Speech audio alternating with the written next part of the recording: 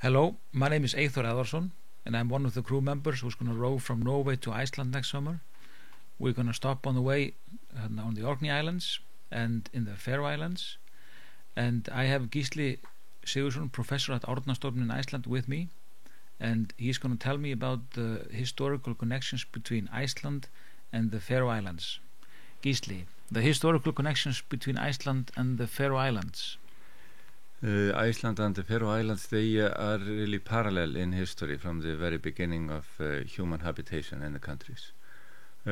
Both countries were first visited by perhaps occasional Roman sailors, but most likely by Irish monks. We have stories about that in the British Isles and memories in Iceland about the monks being here. And archaeology is beginning to reveal information also about that confirms the presence of these early Christians in both countries. But then the Faroes and Iceland both are settled from Norway and the Norse colonies in the British Isles during the Viking Age in the 9th century. The Faroes slightly earlier because they are closer, and that is only natural that people come first to the Faroes, and because it's island hopping into the Atlantic. If you are sailing from out of Norway, you go first to the British Isles, and gradually you become aware of the islands further out, and the Faroes, and ultimately Iceland and Greenland, and of course Vinland, the mainland beyond. And then because of this, there were strong connections with the Faroes in Iceland all the time.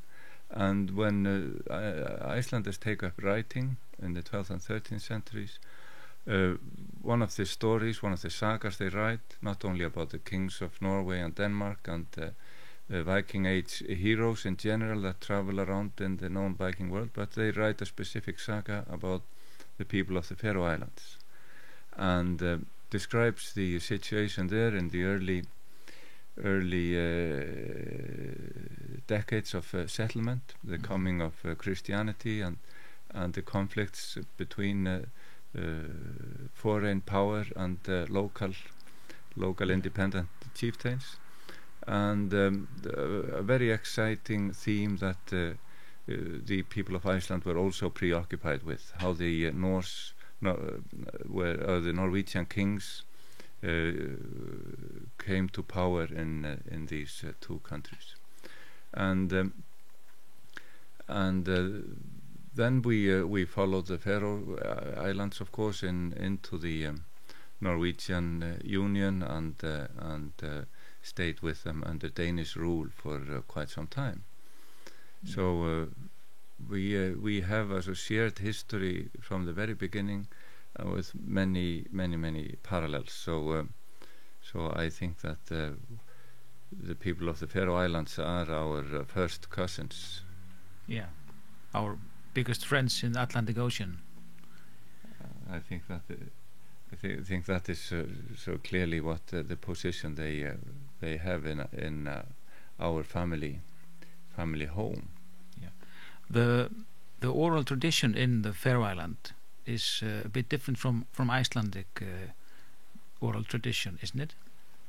Yes, every culture develops its own traditions, of course, and we developed for reasons that we cannot be quite clear of, the very strong literary culture in the 13th century. There are many factors that played a role there, but I'm still writing about all our neighbors, but in the Faroes, people continued with the long storytelling in poetic form that we now know as the Faroese ballads, associated with the Faroese dancing, that is now a highly spiritual exercise, and something that we really enjoy to join in and experience with them.